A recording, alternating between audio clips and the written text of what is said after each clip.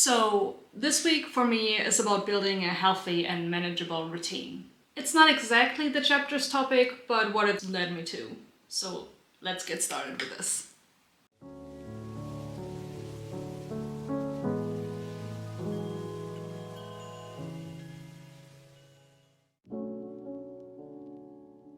The texts for this week were all about taking small steps and not getting lost in the big picture in one way or another. The ways you can get lost that the author mentioned are, for example, by thinking you have to take sudden, big, radical steps towards your creative goals, like moving to another city right then and there, or declining opportunities while using excuses like, I'm too old to financially unstable, too stressed, etc., etc. But actually, it's our fear of rejection, embarrassment, financial loss, etc., etc., etc. There are as many excuses as there are people making them. And I mean, yeah, in some cases, they're obviously not quote unquote just excuses. But the important part here is to actually sit down, look at your reason for doing or not doing things, and being very honest with yourself if there are excuses or not. And another very important aspect is also that it's very important to actually process our emotions and losses, which means taking care of ourselves and letting ourselves spend a day crying in bed, for example, after we got a rejection from our dream project. And then afterwards, we should return to taking action.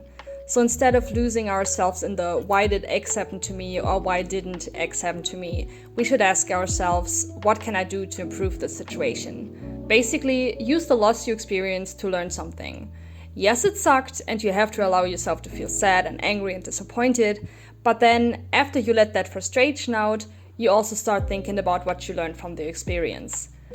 One example is the thing I mentioned in the last Artist's Way video about how I spent the day after the market that didn't go too well licking my wounds and then wrote down the things I could improve on for the next market, or how I now know for sure that this particular market isn't for me. If I wouldn't have spent this time processing my emotions, actually letting myself feel them, I would have been trapped in pushing them away, and maybe that would have led me to not wanting to try any markets at all afterwards, because I would, at least subconsciously, be still reminded of this one not so great experience. But instead, now I can move forward and think about, the next markets I want to attend. And according to the book, the way to actually move forward after taking a hit is in small steps. And this then brings me to the way I personally will use the things I learned from this for my own life, and in this week in particular. Because while I'd like to think I'm pretty good at breaking down big tasks into smaller ones so that I'm not feeling too overwhelmed by the whole thing, I think I could still improve on the concept in my everyday life.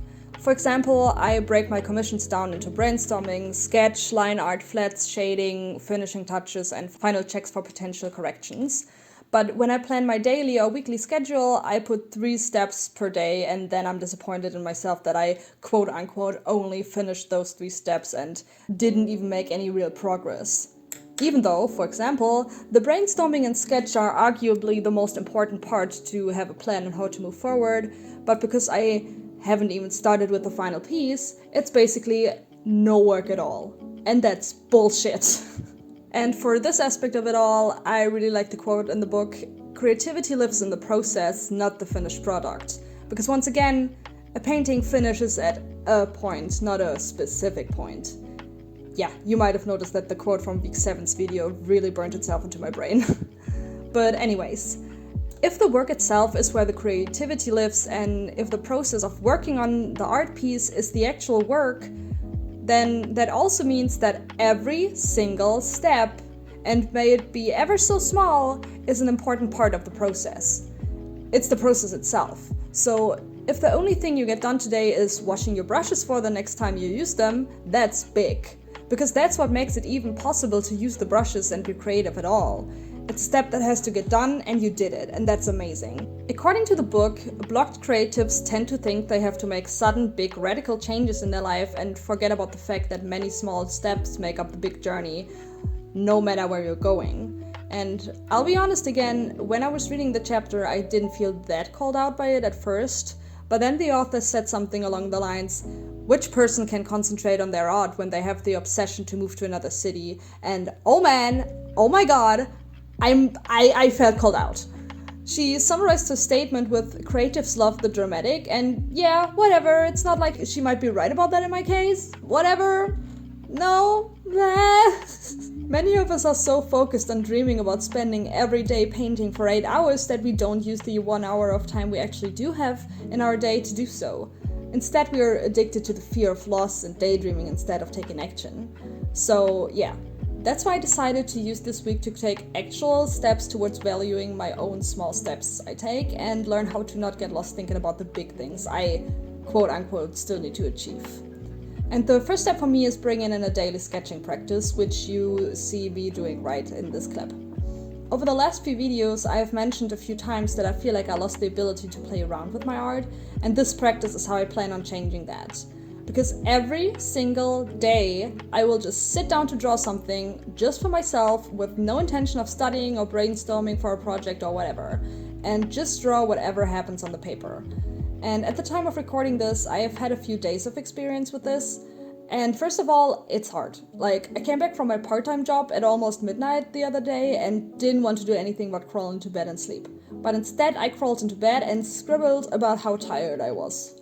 And how cluttered my brain was from my part-time job and whatever else I was feeling. And y'all, first of all, those 10 minutes were over before I knew it, and also my brain was so much calmer afterwards and I slept like a baby.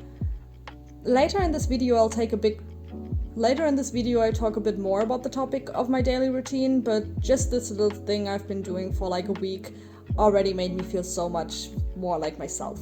It's insane. But before I get more into it, let's work on the other exercises for this week.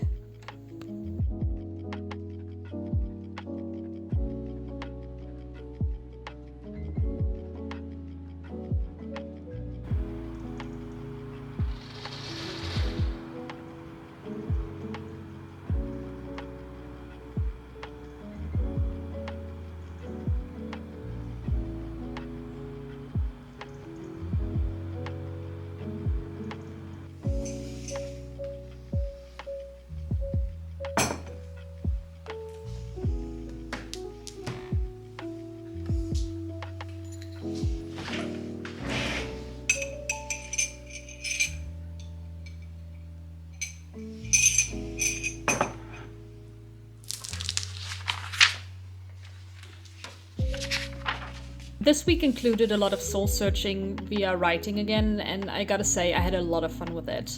Since I finally got a better camera, I can write and record these clips for my videos with the cozy light I love, and that makes the whole thing so much more enjoyable. And easier to get into the mood for said soul-searching as well. A sign for this is just how well this exercise worked out for me. For the first prompt of, in an ideal world, I'd like to be an X, I put down my dream of traveling long-term while working as an illustrator. And I didn't leave it at that, but instead wrote a whole page about it.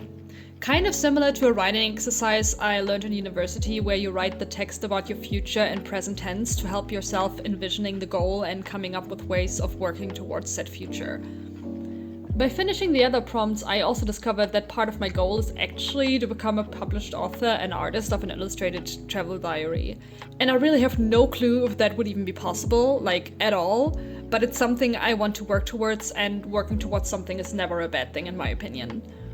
The idea had been on my mind for a long while actually, but more as a kind of pipe dream thought in the back of my head.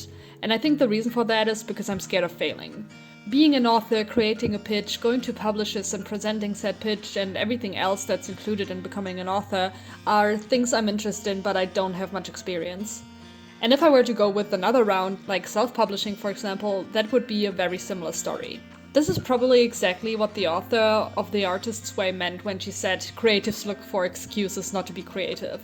So I'm not saying I want to throw everything in my life out of the window and become an author or anything like that, but I do think I want to find ways to bring more writing into my daily life and work.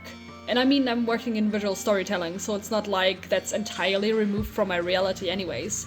I'm just not being 100% honest with myself about how much I also enjoy writing and not just visual storytelling, I guess. So while writing one of the prompts, I got the idea to take my Italy diary from last year's trip and make a very small travel diary PDF out of it. Just to give it an actual try instead of just daydreaming about how cool it would be to do something like that. I won't be able to start it this month, but I did put it on my overall goals for 2025 list, and that means it's a project I for sure want to start in the upcoming months. I also didn't do the last prompt of making an quote-unquote action plan to reach my goals, because I already did that with my 2025 quarterly goals video. And coincidentally, or not so coincidentally, a lot of the goals and tasks I wrote down there would also be working towards being a traveling illustrator. Like I said, I had the idea in mind for a long time, if I'm being honest, and it's still scary to actually think seriously about it, but it's also just as exciting. So, I don't know, we'll see what happens in the future, I guess.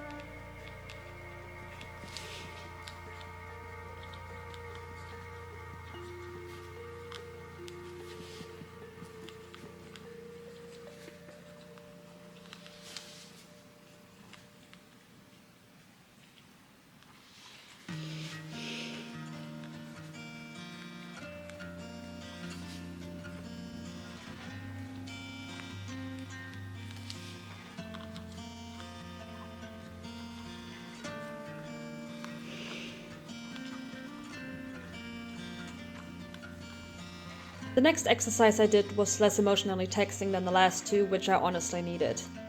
So after finishing the perfect childhood exercise you just saw me do, I was tasked with picking a color and write about it. And to the surprise of no one, I picked violet, because that's just my vibe. The fact that I recently did a little rework of my own brand identity made this easier as well, because I thought a lot about colors, their effect and associations, and why especially purple fits my work and by extension myself.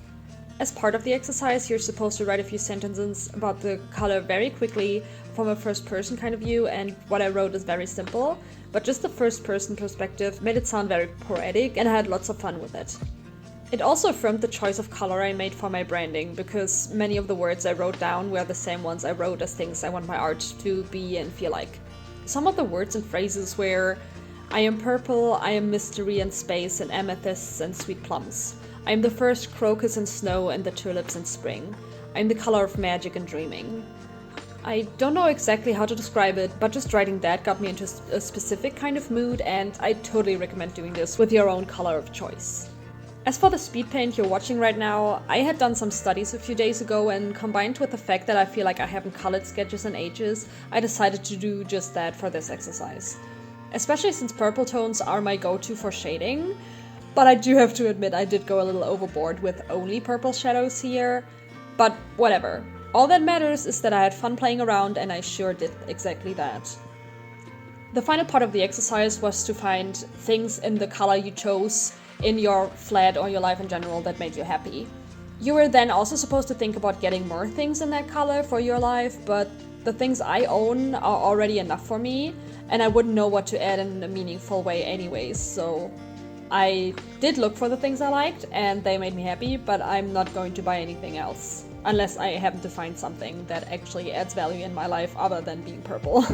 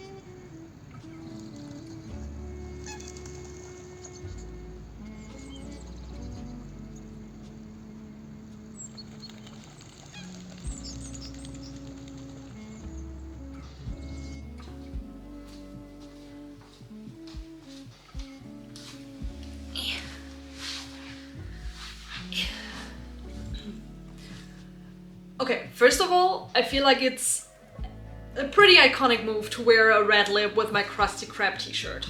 That's the most important thing right now. Okay, first of all, I feel like it's kind of iconic to wear a red lip for a Krusty Krab t-shirt. Just saying. But more importantly, that's it for week 8 and its exercises for now. Because I do intend to make an entire video dedicated to the ideal day exercise. Because I feel like, first of all, it deserves its own video. It's gonna be shorter than the whole videos, but it still deserves its own video. And also because I want to have a reference point for my future self whenever I struggle with my own, you know, routine and schedules, so I can reference this video in the future myself. The actual exercise itself is to plan your ideal day, like basically based on the things you've learned so far from the book.